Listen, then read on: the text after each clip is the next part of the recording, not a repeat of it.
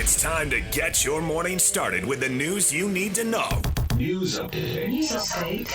This is what's trending with DJ and PK. Hashtag Utah Jazz. I think the main goal for us is, like you said, try to get all 5 guys on the same page, thinking the same way, knowing what we want to do as a group. I think that comes with reps, obviously, but we're so talented. I think we can kind of get over the fact that we just need reps. We all got to put our minds together. We're all high-level basketball players. We all have high-level IQ, so it's just a matter of the communication aspect of it.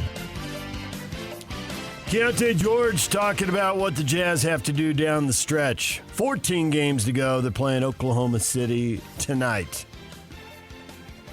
Glad he thinks they're that talented. I guess you got to think that about yourself, but need some more talent in there, as I think they're going to find out tonight against Oklahoma City. Yeah, Shohei's got 2 hits and a run batted in. He does. Right now, it looks like Jordan Clarkson and Lauri Markkanen are out tonight. John Collins is questionable. DJ and PK.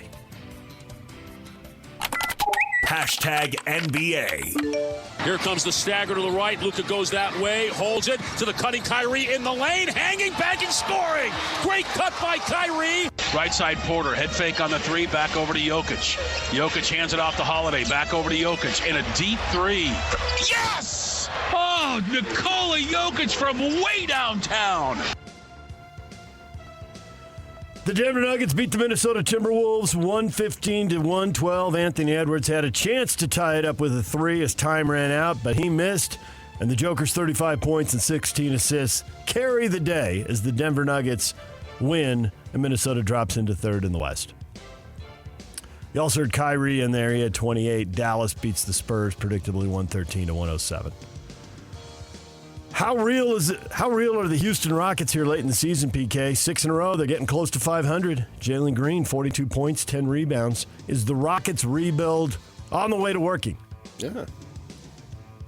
137-114 winners over the Wizards. Let's look at the numbers. Well, it's the stat that Will Hardy cares about. The W's, baby. The record. Look where they were. Look where they are. 33 and 35 now. They've almost made it back to 500. And then without their center, who's a stud. Cavaliers star Donovan Mitchell will miss at least 1 week after undergoing surgery to repair a nasal fracture. Missed a stretch of games with a knee injury, and now it's a nasal fracture sustained Saturday, and the Cavaliers lost to the Houston Rockets. Yeah, I wonder if he'll wear a mask coming back. We've seen that before. Wouldn't be surprising. Get you back out there a little earlier, I guess. Team USA has been drawn into Group C for the Olympics. Serbia, South Sudan, and a qualifier from a tournament that'll be played in Puerto Rico on July 7th. I mean, that's a tough break because North Sudan is much easier. Nice. But you get SS, they're tough. Sheesh. Former MLB star Alex Rodriguez and Mark Lohr have lost the financial backing of the Carlyle Group with 1 payment left to make to claim majority ownership of the Minnesota Timberwolves. Rodriguez and Lohr will now need to find a new way to raise money for the final installment, which is due March 27th.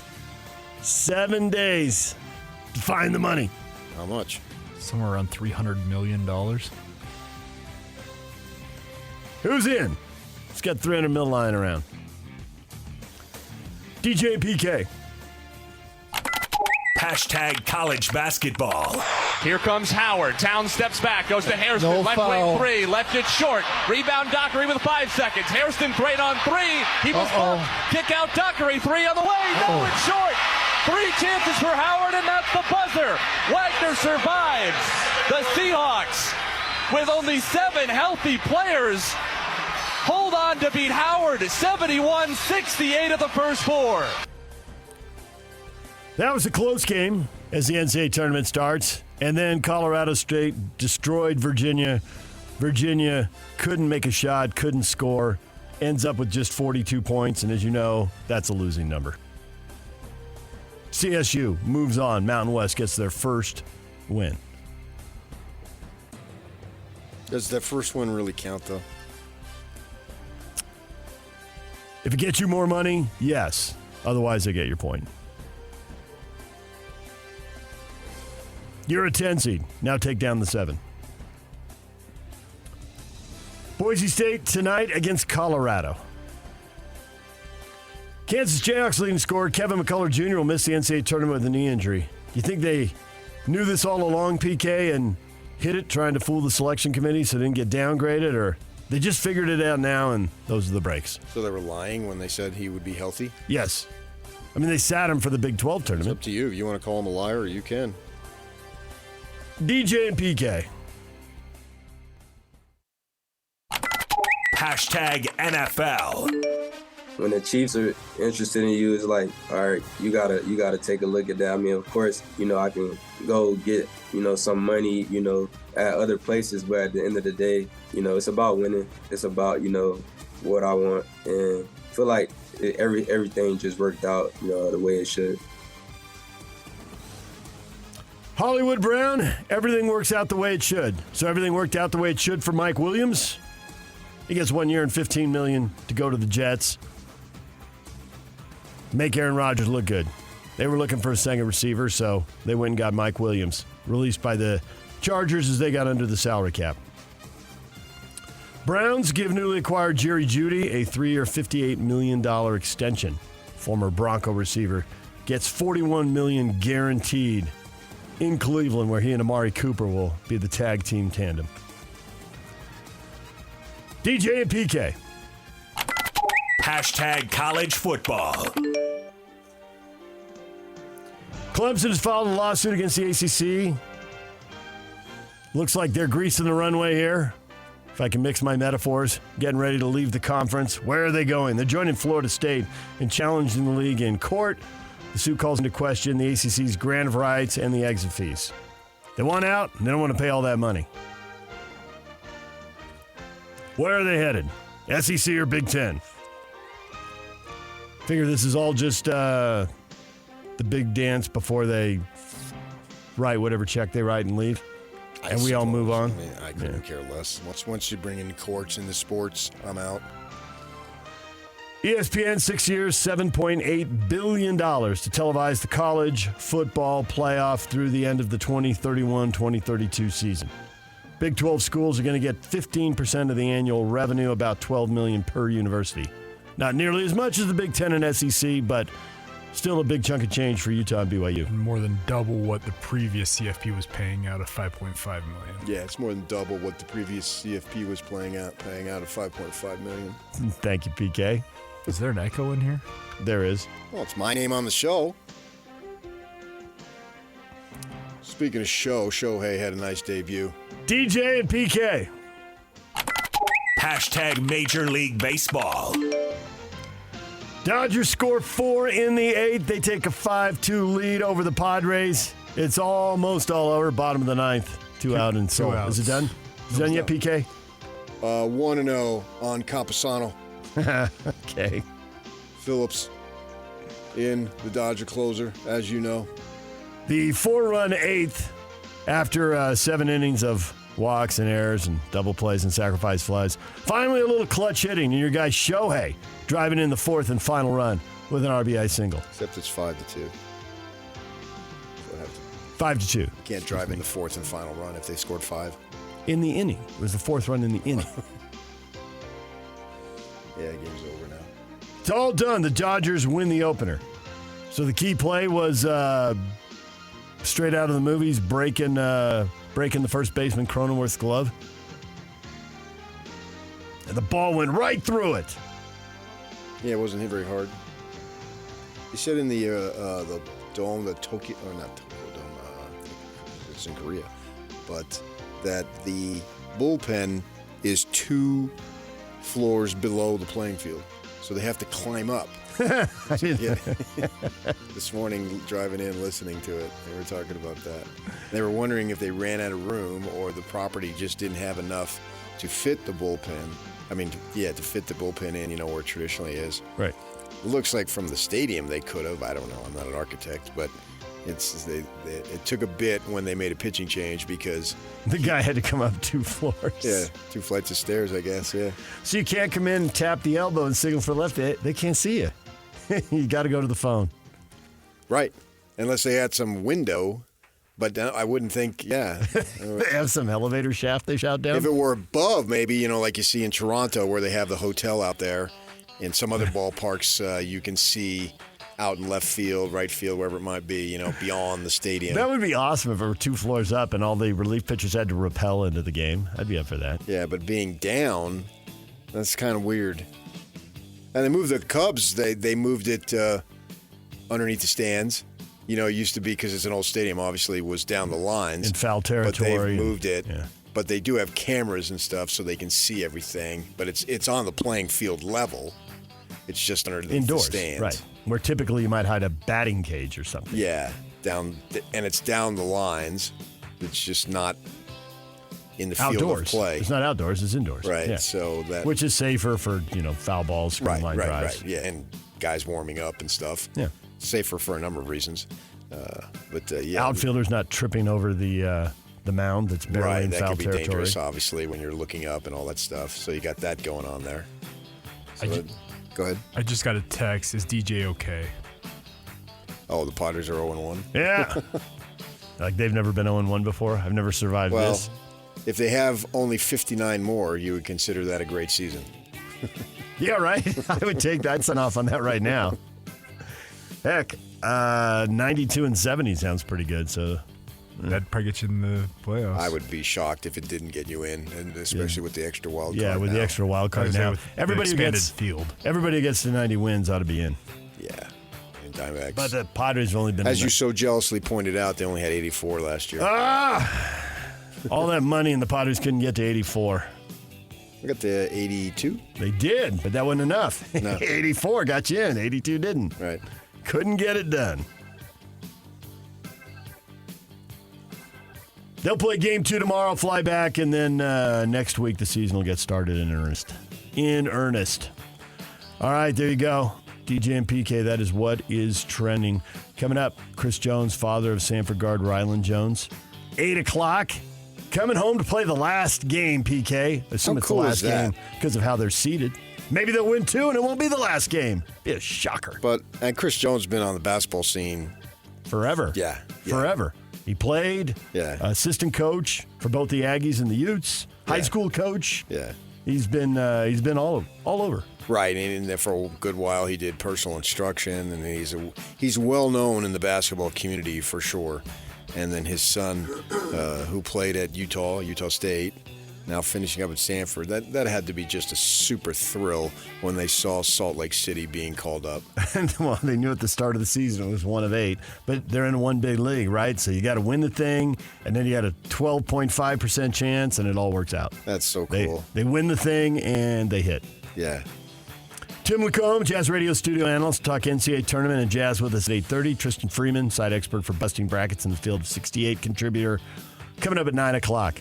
So Win Tickets Wednesday. Caller 12 at 801-575-ZONE. Win a pair of tickets to see ZZ Top and Leonard Skinner live at Utah First Credit Union on September 26th. We got more college basketball coming up. And the Jazz going to OKC. And the NIT is underway with a Ute victory. It's all on the way. DJ and PK, it's 97.5 The Zone. Ladies and gentlemen, may I present... This is JJ and Alex. Mitch Harper, our BYU insider. But I think this is a reasonable draw, all things considered, for BYU. And I know Cougar fans are probably discouraged to not see BYU get a chance to play in the Delta Center, and that's really not the big issue. I think it just comes down to getting dropped to a 6 historically tells you you're not going to make a run to the Final Four. There hasn't been a 6 seed that reaches the Final Four in 32 years. It's the longest drought among any seed line. You're almost as likely as an 11 seed to go to the Final Four as you are a 6. Six seeds have reached the Final Four. 5 11 seeds all time have reached the Final Four. You know, when people say seeds don't matter, it does matter. And, you know, for Mark Pope, he's going to move forward and not worry about it because there's nothing that he can do. Catch JJ and Alex afternoons from 3 to 6. Presented by G2G Bars on 97.5, the KSL Sports Zone. Hot Takes or Toast brought to you by Siegfried and Jensen with 30 years of serving Utah. The Jazz are at Oklahoma City tonight. How long until they get to the Thunder's level? It's a high bar, PK. I guess it's a two-part question. This is going to involve the Jazz getting better, and then how long do the Thunder maintain this? Could they drop down a little bit and enable the Jazz to get to their level more quickly? Well, but the level they're at right now. Top three in the West, shoulder to shoulder, racing to the finish line. And we talk about how in pro sports everything changes in 3 years, and this would involve everything changing, so at least 3 years. I mean, obviously it could be longer. Well, it's all about hitting on draft picks. The formula's right laid out in front of you. And make a great trade. Have they already made the great trade? Oklahoma City went out and acquired SGA. Yes. Jazz went out and acquired Markkanen. Right. You make the great trade when you trade your star veteran and decide to rebuild, and who do you get back in that deal? Right. The striking similarities. Yeah. Paul George, SGA. So, yeah. So you got that going on there. SGA's blown up, should be considered an MVP candidate. Markkanen isn't there yet, but he doesn't have near this cast around him to even be closely considered. Now that we're into year two, it's amazing he made the All-Star game in year one. When you look how bad the team is. So there might be some similarities there. He's a different type of player, but it's in terms of production, there's some similarities there. And then you have to hit on draft picks. They hit on draft picks. Now they had one extremely high one, a second one, Holmgren, and Giddey I think was 6th. I think you're right. So that's 2 obviously in the top 10 or top 6 if you even want to be more specific. Holmgren looks like he's going to be a player. To what level?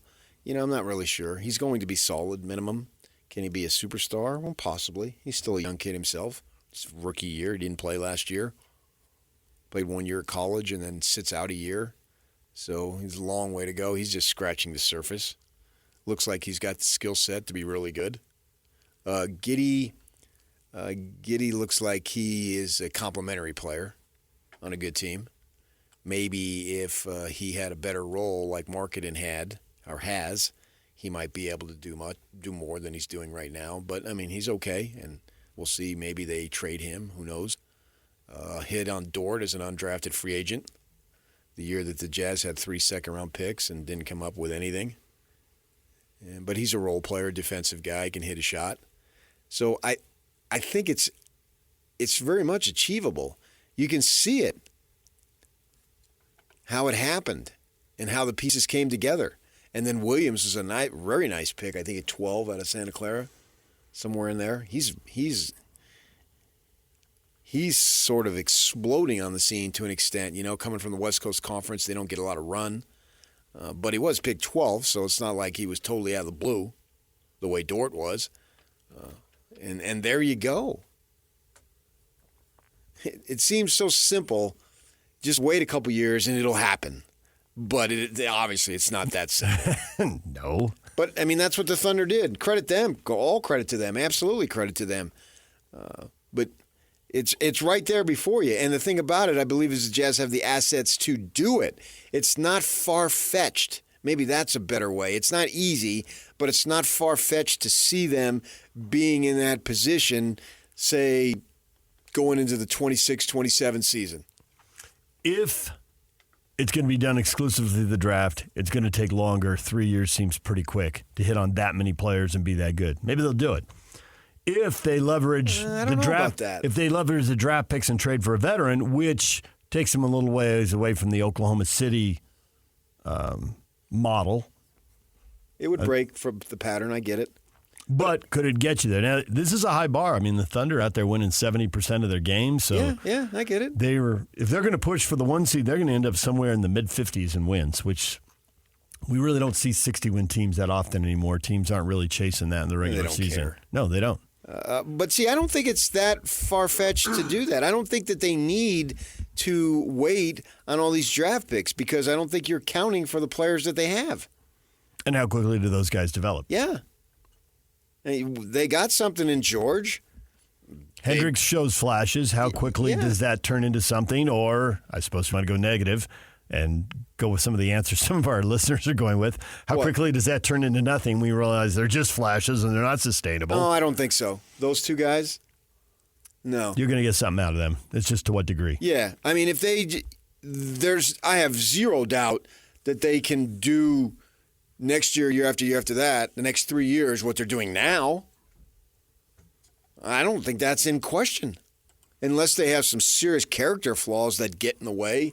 A Ja Morant type situation, or heaven forbid, some type of injury. Giddey was flirting with disaster, but it appears he's Giddey with the kitty. He's gonna Giddey. It looks like he's gonna stay on the court and keep playing. That wasn't a certainty a few months ago. Just show ID. That's all I ask. That was always my mantra.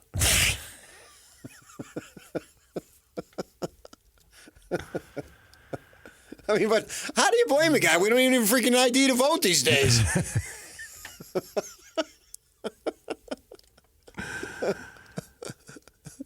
He was going to go away, but yet you can elect people and just say, I mean, come on. He's in his country and he sees this, so Hey, how you doing? How long till the Jazz get to the Thunder's level? John, it's a good start, not giving them our first-round pick this year. Looks like the Jazz are going to finish with in the 9th spot here at the bottom of the standings. Yeah, we think it's a good spot. I mean, you can't rewrite history, so who knows? The pick has to turn into a player. A pick with a worthless player ends up being a worthless pick. I think John's point, though, is yes, but if you convey the pick to them, then you will not get a player. You can sit there and watch as the number 9 pick is made. You're right. You can swing and miss. Obviously, it's happened. Right, but what's the rule on the pick? It's top 10 protected. I know this year. I get that. I understand that. What do you mean the rule on the pick then? Well, then going forward. Next year after. Oh, yeah, there's a protection level next year. Yeah. And then eventually, I think it conveys into like 2 other picks. Yeah. If they stay terrible, it's a couple of second-round picks. Yeah, so with or without the pick, and I think you'd rather have the pick than not. But even if you didn't, I've been saying this for weeks, as Jay-Z said, the charge is still the same. The goal and the responsibility and the accountability that those guys will be held against and for doesn't change, whether you have the pick or not. The opportunity is there to get better, and so the assignment is the same, regardless of whether they have the pick. I just think that they can, if Oklahoma City can do it, certainly the Jazz can do it. Brian says 2 to 3 seasons, hopefully. Yeah. That's why I went with 26, 27.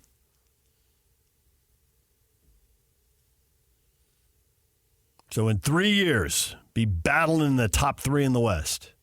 In Oklahoma I would City's, say top 4, but Oklahoma City's first today. I always say 4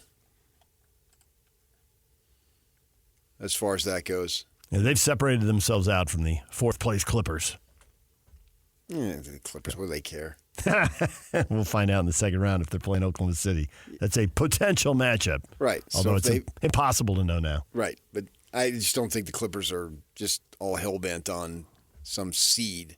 No, they're trying to get Kawhi and PG and make sure they're healthy for the playoffs. Do their thing when it comes time for the postseason. So I don't know that they've separated themselves in terms of talent in a standing right now.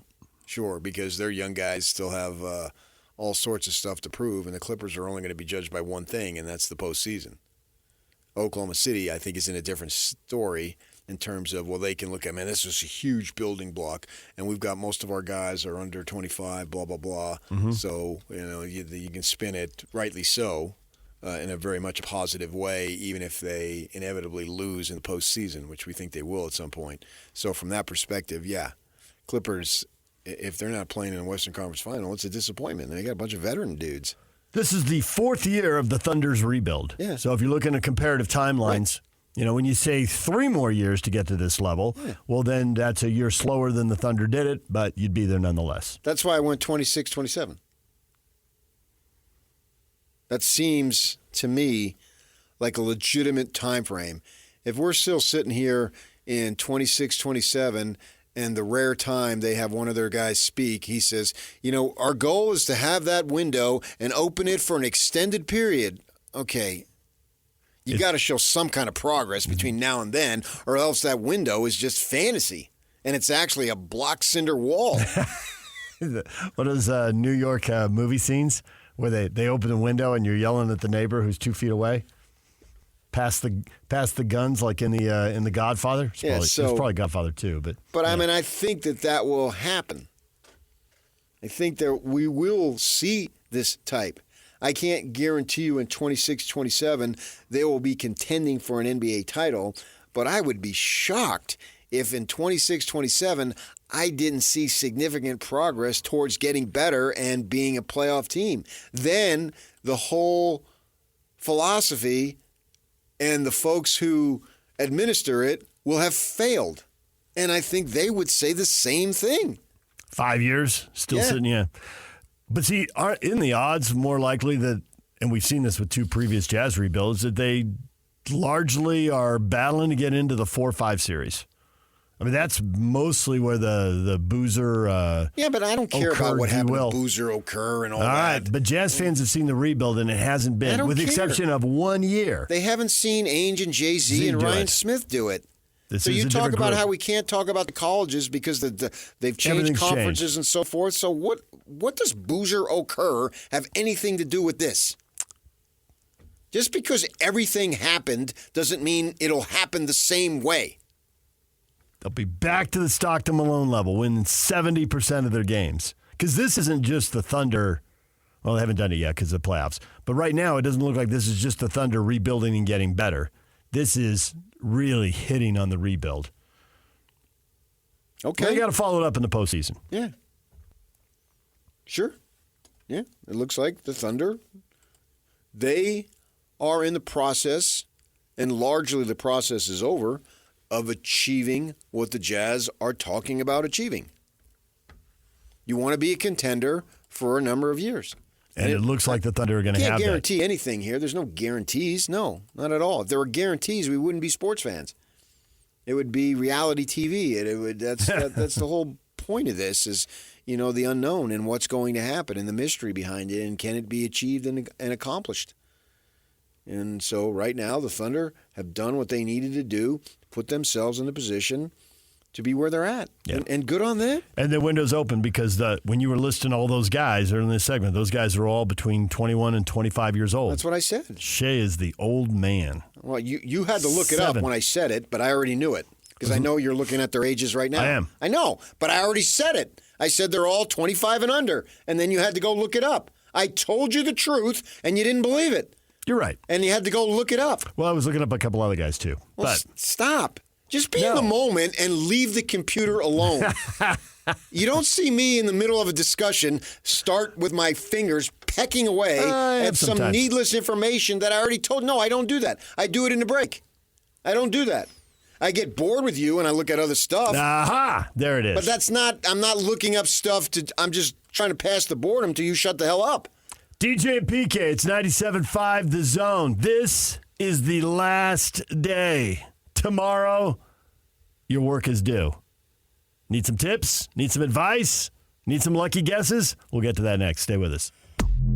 This is Jake Scott and Ben Anderson. He's Coach Tim Lacombe. Who do you like in the seeding? Who do you think has an opportunity to make a run? It's an interesting one to me this year, but I would have to say that even though Houston got pummeled in that Iowa State game, I think Houston's got to be a team you look at. They've got a decent run. I think at the end of the day, guys, I think UConn wins this thing. I think Bobby Hurley's done a great job assembling a team that can win a lot of different ways. And I just think even though it's going to be difficult, I think that they'll be a team that is there. And I think that even though it's real chalky, and I hate doing chalk, I think that's a team. I think Houston's a team. My outlier this year is Creighton. They're a 3. I kind of like where they're at, and I like the fact that they're old. They've been together for a number of years, and I think that will pay dividends in a kind of a splintered, fractured NCAA where teams have about 8-month experience overall. Hear Jake Scott and Ben Anderson every day from 10 to noon on 97.5 97.5, the KSL Sports Zone. The band of the day is Linkin Park. Today would have been lead singer Chester Bennington's 48th birthday. It's brought to you by Live Nation. For all of the live concerts and events in 2024, check out livenation.com. College hoops time, PK. We had NIT games last night. Utes up by 17. Suddenly up by only 4, but they held on to beat UC Irvine. And we had NCAA play-in games. Colorado State. Did you see how many teams, then they beat Virginia, hammered them. Did you see how many teams declined in NIT vid? What was the final number? I do not know that. Let's see. There was a lot. 1, 2, 3, 4, 5, 6, 7, 8, 9. Like 17, 18. Brutal. And that's just from the power conferences. We're out. We're busy in the portal. I don't have time for this NIT stuff. The portal's open. Several teams were well below 500. And they declined bids. 5 teams from the Pac-12, almost half. 6 teams, literally half, declined bids. They were under 500 in their conference or overall? In many cases, both. ASU, Cal, Oregon State, SC, all of them were under 500, I think, in both. They said, But do we really need to see that? Nope. No, I don't need to see under 500 USC. Actually, with the under 500 teams, you almost respect them for not going. Like, we had a losing record. We don't need postseason. No, we don't really need 5 and 7 teams in bowl games, do we? Well, we get it. We get it every year. Fill them, you do, actually. Yeah. But you don't want to watch them. Well, you don't have to. No one's forcing you to watch it. Yeah. You don't have to watch anything. I didn't watch the second half of Utah, in all honesty. I'm not all things to all people. I got to get up early. I thought if they can't win this game, they don't even deserve me talking about them. So I went to bed. They won. Iowa's up next. Question of the morning, who do you have going to the Final Four? Because college basketball's postseason really heats up tomorrow. The brackets are due. Yeah. Brett's waiting. I guess he liked to cram for tests. I'm filling out my bracket tomorrow. Tomorrow morning? I guess so. Yeah, he's waiting. What's 10:30? Is that first? I think a game goes to like 10:15. 10:15. Okay. I always figure that your bracket has to be in by 10. Yeah, your bracket has to be in by 10. Okay. The games come pretty quickly after that, whether it's 10:10 or 10:15 or whatever. It's go time. Yeah. You're not gonna learn anything in those next 10 minutes that you didn't already know. So turn it in by 10 a.m. Right. Alan's funny. Prepare to laugh. Are you ready? Yes. Who do you have going to the Final Four? Alan says 4 teams. Yeah, I mean, a guy's wife thinks he's funny. There it is. There's no doubt. No one else does, but your wife does. Because you're not. More comedy. Richard says, not I. Richard's not making the trip. He'll watch on TV. Except that would be not me. Not I. That's just wrong. Travis says UConn, UNC, Houston, and Purdue, and UConn over Purdue in the final. So he's going out on a limb with the 1 seeds. Not really. Not very far. He's inching out there. I guess the upset is that he doesn't think there'll be a single upset. Yeah, I don't know how many times that happens where all 4 have gone. It doesn't seem like it's very often. Like I said, I heard some CBS show, something or other, Sunday night, watching some TV show, where they're talking about it, that 10 out of the last 13 years, a number 1 seed has not made the Sweet 16. So who crashes out? Yeah. Not UConn. Of those 4, are you asking? Not UConn. Well, all the folks who follow it the most are very, very high on them. But at the same time, how many times do you have repeat winners? The reason not to pick them, right. The repeat winner is very rare. Yeah. Florida did it. But now that's more than 15 years ago. Right. And that's why you can't root for your teams around here, because DJ got sick of Dan Shelton running his mouth. I did. That's the one time you're right. I know I'm right. I'm right all the time on that. My instincts never fail me. Oh, sure they do. No, they don't. Not when it comes to that stuff. Nope. That's why you went with the ASU the year they won 10 wins because you thought you're totally wrong. You thought I was going to just run my mouth. I mean, you protested so much. I knew they were going to win. Like, okay, all right, God, relax. I don't get that excited on 18 to 20-year-olds winning games. Yeah, you should. It's your school. You walk the halls. It's the sidewalks. Yeah, all right. Don't have air-conditioned indoors? They do, but, it's separate buildings. Although that's what I had in high school, too. It was built like a college campus. Mm-hmm. It wasn't just you walk in and then you're always in. Right. So in my schools... and they didn't even really have classrooms. They just had curtains. It's the way they built my high school, and everybody thought it was weird because it was the only one in the county built like that. But Greenway opened the same time, and that's what they did too. So it was in vogue. I don't get into that. It's just entertainment. It was just entertainment for me. It's always been that way. I'm not going to brag, but I knew Shelton ran his mouth, and it just made you sick. And so that's your way of saying, "Oh, no big deal. You're not allowed to brag." I get it. That's greatness of Florida. That's what you do. I don't know why you get bugged at that stuff. Who cares? Let him celebrate. Florida won 2 titles. Whoop-de-doo. What difference does it make in his life? He picked up and moved to Portland. It's all in the moment anyway. A day or two later, it's all fun. It's just for fun, and that's the way I view it. But UConn, can they be able to do it? The folks, I watch UConn a little bit, not a lot. I'm more focused on our side, and this year, same thing. I got into the Big 12 way more than I ever have, and that will continue. Maybe I'll have time next year because there'll be one less conference to worry about.